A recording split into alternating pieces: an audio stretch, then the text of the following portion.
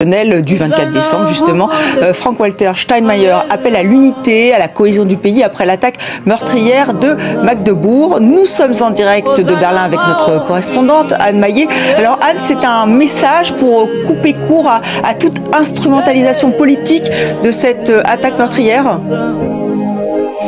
Oui, dans sa traditionnelle allocution de Noël, le président de l'État allemand, Frank-Walter Steinmeier, appelle aujourd'hui le pays à ne pas se laisser diviser. Il évoque la tristesse, la douleur, l'horreur face à ce qui s'est passé à Magdebourg il y a quelques jours, l'ombre jetée sur les fêtes de fin d'année par l'attaque à la voiture bélier. Mais la haine et la violence ne doivent pas avoir le dernier mot, dit-il.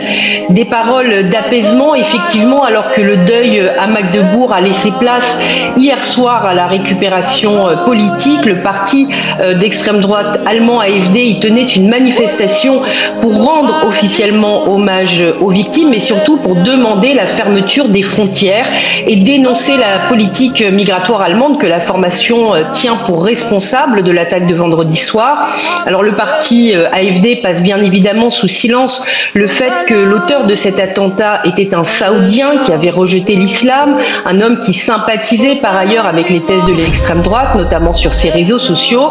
Mais pour les sympathisants de l'AfD, qui est crédité d'environ 20% d'intention de vote aux législatives anticipées de février, ce n'est pas tant les prises de position politique de l'assaillant qui comptent, mais bel et bien ses origines saoudiennes. 3500 personnes assistaient hier à cette manifestation de l'extrême droite à Magdebourg, mais face à elle, 4000 personnes se sont également réunies dans la ville pour former une chaîne humaine et pour dénoncer l'instrumentalisation de l'attaque par l'AfD. Alors oui, Anne, justement par rapport à ce suspect au profil assez particulier, puisqu'il est d'origine saoudienne, mais il avait des idées assez proches de l'extrême droite, et on a de plus en plus de révélations sur son profil et aussi sur ce que disent les autorités saoudiennes, et ça complique la tâche pour Berlin.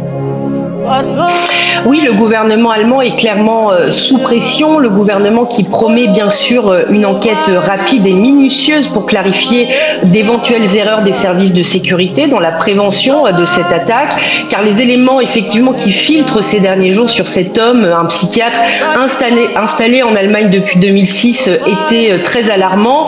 Des publications régulières et très hostiles à la politique migratoire, aux fonctionnaires allemands, aux institutions allemandes, à l'ex-chancelière Angela Merkel également, une condamnation pour profération de menaces, des avertissements répétés, vous l'avez dit, de l'Arabie saoudite sur la dangerosité de cet homme qui était par ailleurs en conflit avec l'ordre des médecins en Allemagne.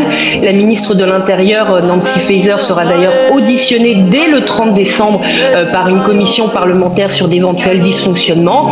Et puis les autorités régionales sont également pointées du doigt parce que vous le savez, depuis 2016 et l'attentat islamiste qui a visé le marché de Noël à Berlin et qui a fait 13 morts, la sécurité de ces marchés de Noël en Allemagne a été considérablement renforcée, avec notamment l'installation de bornes en béton. Or, l'assaillant s'est engouffré dans une voie réservée aux ambulances en cas d'urgence, un espace de 5 mètres à peine qui aurait dû être sécurisé par une voiture de police qui était absente au moment des faits. Et pour l'heure, les autorités de Magdebourg n'ont toujours pas fourni d'explications sur cette faille